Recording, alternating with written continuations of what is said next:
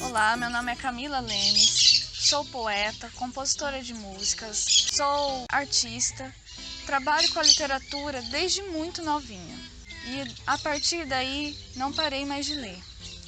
Ao ensino médio, o contato com a literatura foi ainda mais forte, porque pude ter um olhar, uma visão mais ampla sobre a literatura brasileira. E assim comecei meu trabalho com a literatura. Hoje, já no curso de letras, há 4 anos tenho esse contato com a literatura ainda mais forte. E agora eu vou apresentar a entrevista sobre o livro Confins, com o autor Guamá de Belém.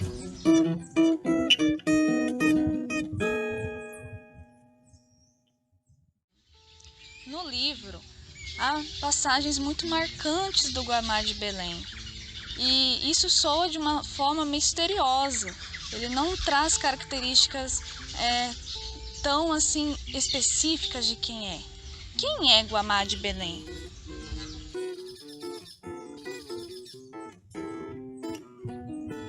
É muito difícil dizer quem é quem. Essa pergunta, né, por si mesmo, é algo talvez irrespondível. O Guamá de Belém, ele ele se forma ao longo do livro como personagem e autor do livro, mas talvez ele seja bem diferente do Guamá de Belém civil, em termos de tudo, porque seria uma transposição muito óbvia, né? Simplesmente reportar coisas da vida colocadas ali. É evidente que as coisas vividas passam por uma transformação quando elas vão para o livro. Então, claro que há aproximações e distâncias entre esse Guamá de Belém do livro, de Confins, e o Guamá de Belém civil. O Guamá de Belém do livro, ele se constitui ao longo dos próprios textos. Ele tem algumas características pessoais e tal, e no livro a arte se confunde com a vida. Essa relação da arte com a vida tem aproximações e distanciamentos, mas creio eu que é a própria leitura de Confins, do próprio leitor, que vai dizer quem é Guamá de Belém.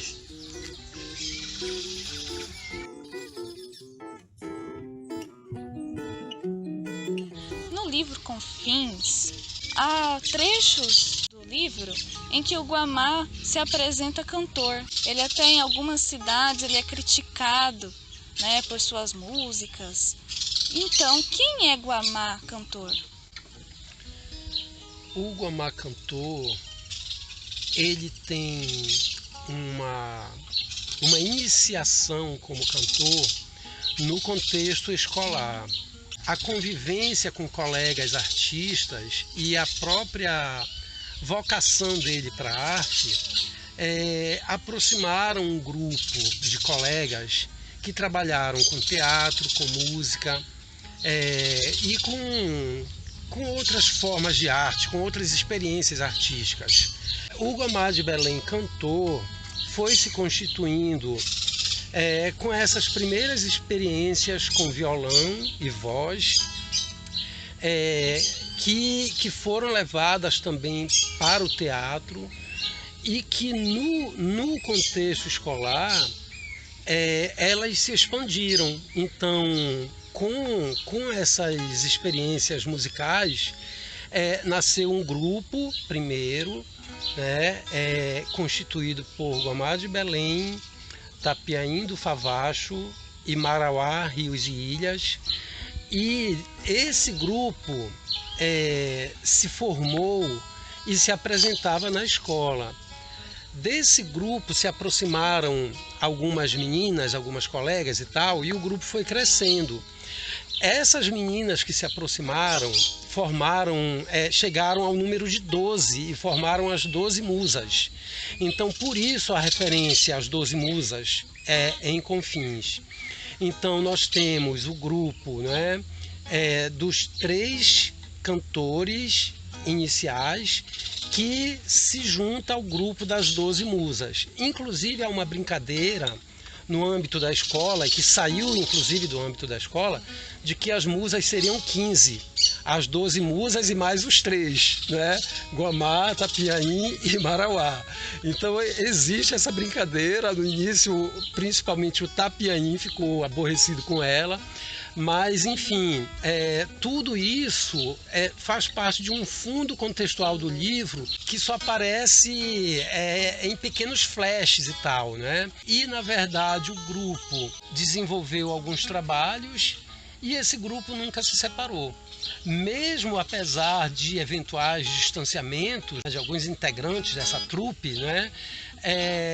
O grupo sempre se constituiu como uma trupe.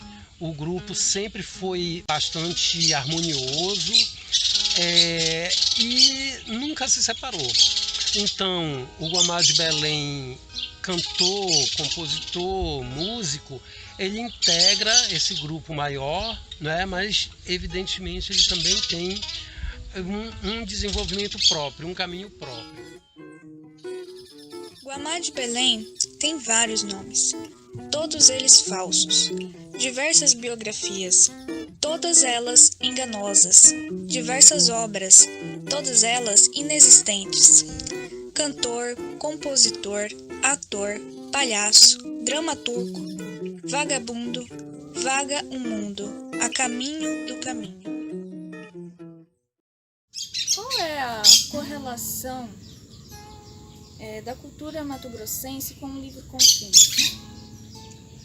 Então, Mato Grosso aparece muito cedo na vida de Guamá de Belém.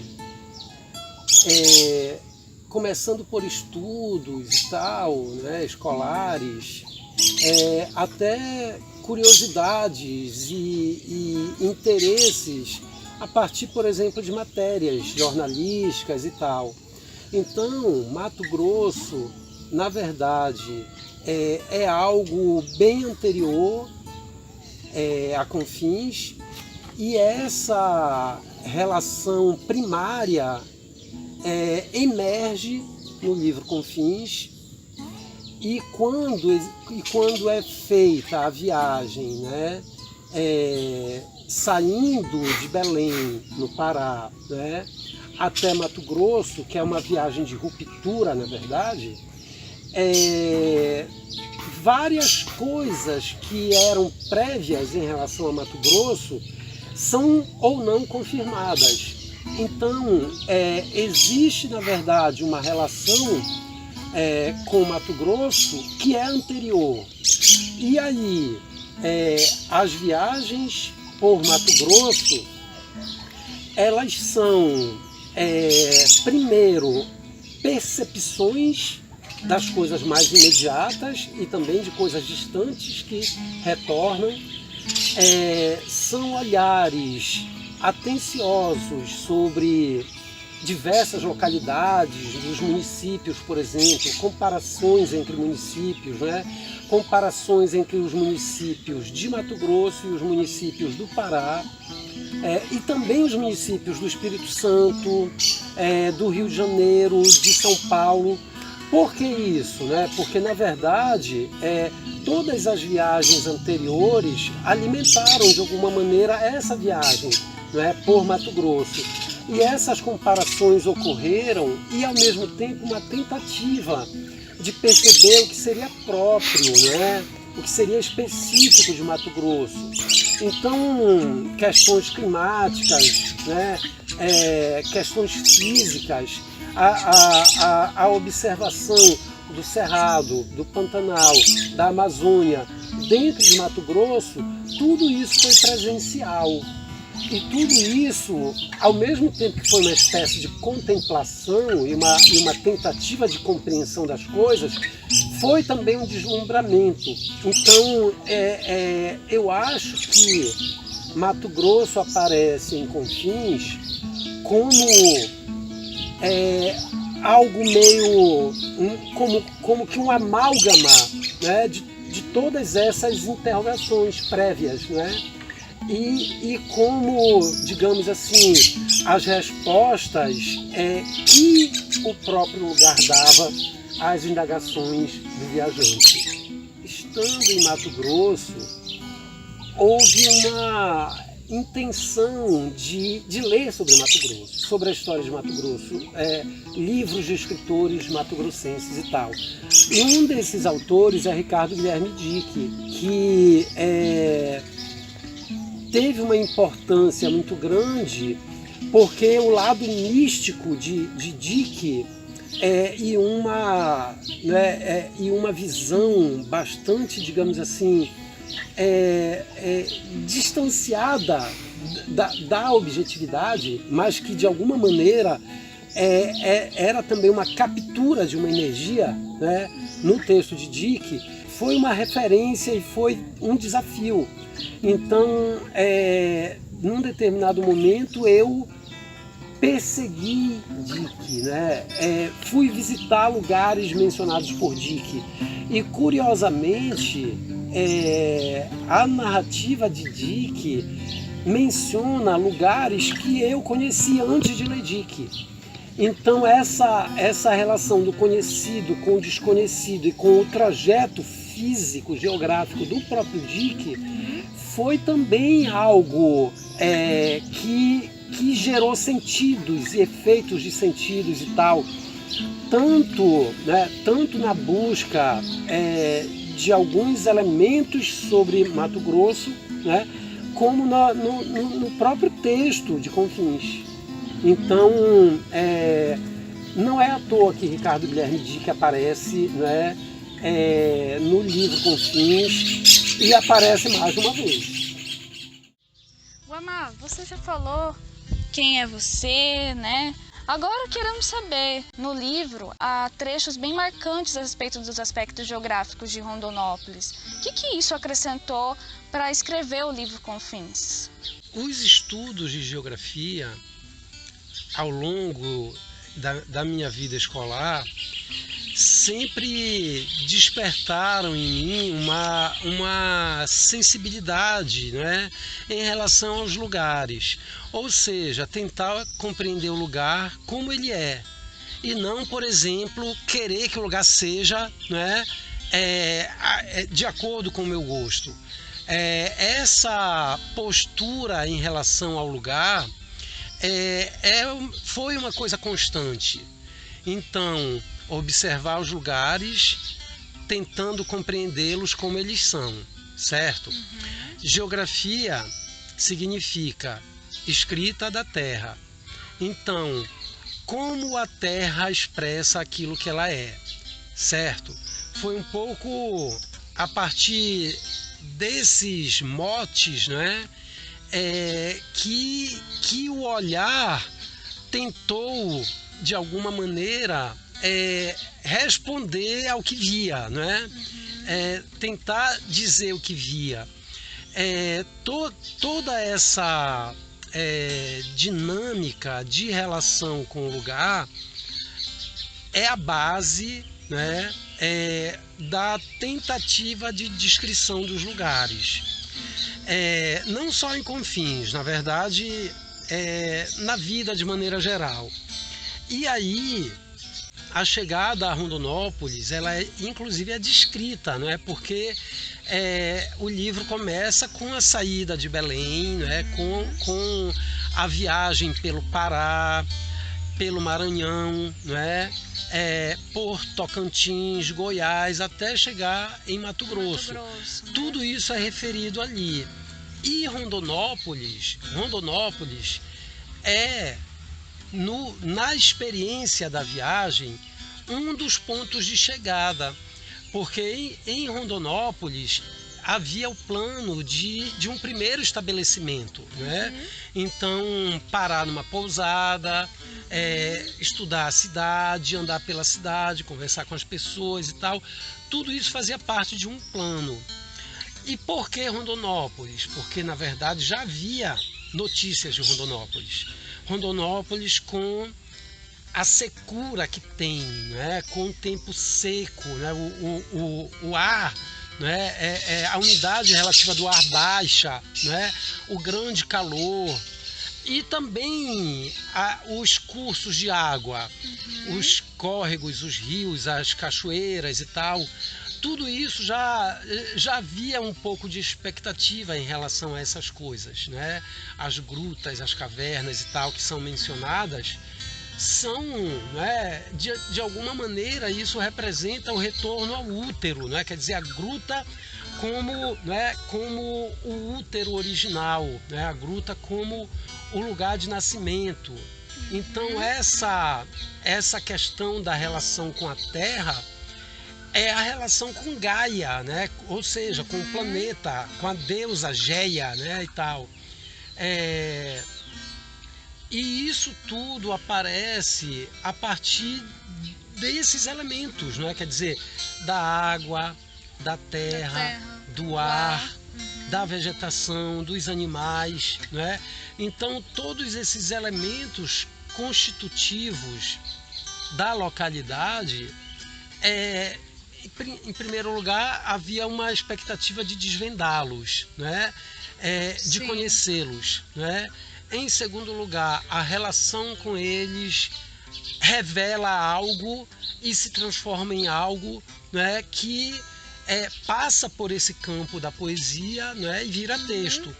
Então, é como se fosse uma experiência de escritura geográfica, né? Então, quer dizer, a escrita do texto literário se confundindo com uma experiência geográfica. Não é à toa que a geografia é tão presente em Confins. De Alto Araguaia para Alto Garças, de Alto Garças para Pedra Preta, de Pedra Preta para Rondonópolis. Já falamos de Rondonópolis, né? Mas Guamá, o que você tem a falar que te chamou a atenção em referente não só aos aspectos geográficos, mas em diferente às experiências, o contato com as pessoas? Um ponto importante é que nós estamos em Rondonópolis agora, constituindo essa conversa. Rondonópolis, então, aparece, como eu mencionei antes, como um ponto, né, de apoio, um dos lugares a ficar, digamos assim, né, em Mato Grosso, uma espécie de acampamento. É preciso mencionar aqui uma mania que eu tenho e que aparece em Confins, que é a mania de fotografar, de filmar, de gravar áudios com as vozes das pessoas, de entrevistar as pessoas e tal. A partir de uma conversa inicial e informal, acaba aparecendo uma oportunidade, talvez de um conto, por exemplo. Então, por isso as gravações. Agora mesmo, pensando em Rondonópolis, eu recordo filmagens da Rodovia do Peixe, né? Filmagens de percursos urbanos, filmagens de caminhos por estradas de chão, né? E de cachoeiras e de, enfim, né, localidades distantes, né, do centro, né? Quer dizer, a cidade de Rondonópolis tem uma face também rural, né? Isso é interessante. E essas experiências com diferentes localidades, né, geram também, digamos assim, a vontade de registrar esses lugares e tal. Então, os percursos, os deslocamentos por Rondonópolis se dão como se fosse um filme. E talvez esses registros, né, busquem de alguma maneira tentar formar esse filme que eu imagino, né, acontecendo, mas que nunca acontece efetivamente, né, como filme, né? Mas é um material, né? E a cidade de Rondonópolis se mostra nessas imagens. O caminho da Rodovia do Peixe, né? O percurso pela Rodovia do Peixe, o mato, as formações rochosas, né? Indo daqui, né, para a Rodovia do Peixe, à esquerda nós temos sempre o Rio Vermelho, né? Nós temos ali na Rodovia do Peixe vários ranchos, né? E eu já fui em alguns desses ranchos. E um desses ranchos, inclusive, é o espaço de um conto, né, de Confins. Ou seja, né, Rondonópolis aparece tanto em Confins como se mostra para mim nos meus deslocamentos, né, pelas ruas, pelas estradas, né, pelas paisagens da cidade. Acho que não é o caso de dar mais importância a uma ou a outra coisa, né? Nesse grande conjunto fílmico, né, que se realiza, né? Então, quer dizer, um pouco o meu olhar é como se fosse uma câmera, né? Portanto, um pouco eu vejo esse filme, né? E um pouco eu tento registrar de alguma maneira com as fotos e com as filmagens, né? Estilhaços, né? Estilhaços de toda essa imagem, né? Que aparece para mim. Então, claro que as pessoas têm importância, né? Mas assim como uma árvore, assim como um pássaro, assim como uma formiga, né? Puxando um pouco para cá o Manuel de Barros, que dá importância às pequenas coisas, né? E que chama a atenção que elas são muito importantes e nós não podemos menosprezá-las, né? Então ele privilegia, né, uma lesma, um caracol, uma formiga, né? Porque justamente essas pessoas, essas coisas, né, a elas é dado pouco valor, né, no nosso dia a dia. Pouca importância, isso, né? aí. Então ele tenta recuperar, né, as coisas desimportantes. Formulando melhor, ele tenta recuperar a importância, né, esquecida das coisas desimportantes, né? Então acho que no grande quadro, né, no grande filme pensado, né, e no filme que se realiza, né, é esse conjunto de coisas que tem importância.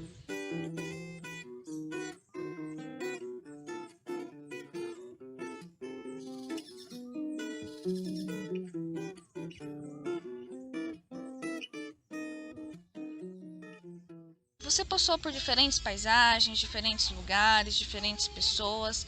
Qual é a sua relação com todo esse mundo? E qual que é o sentido que você quis trazer no livro Confins? Diferentes paisagens, diferentes pessoas, diferentes lugares, diferentes culturas. O tempo inteiro nós estamos tratando de pluralidades, de multiplicidades, né? E existem diferenças e aproximações entre, né, essas diferentes coisas. Creio que no livro ficam essas aproximações e esses distanciamentos, né, dessas diferentes coisas. Olhar para isso tudo e tentar, na literatura, de alguma maneira, responder a isso, quer dizer, tentando descrever isso, é algo bem claro assim no livro, não é? Agora, que há um sentido só, não, existem muitos sentidos. Que haja uma mensagem só, também não. Creio que não se trata de passar uma mensagem, creio que se trata de provocar o pensamento. Eu acho que mais do que transmitir uma mensagem, há um convite para se pensar sobre todas essas coisas e apresentar sentidos. Então, sempre os sentidos são múltiplos, né? Sempre há uma multiplicidade de sentidos e não um sentido só. Então, um pouco, digamos assim, o convite a uma viagem por esses sentidos tantos. Eu acho que é isso que é o texto de Confins.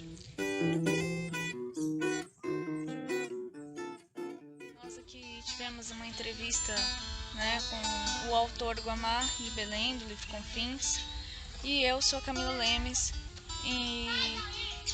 que apresentou esse projeto vinculado com a lei Aldir Blanc.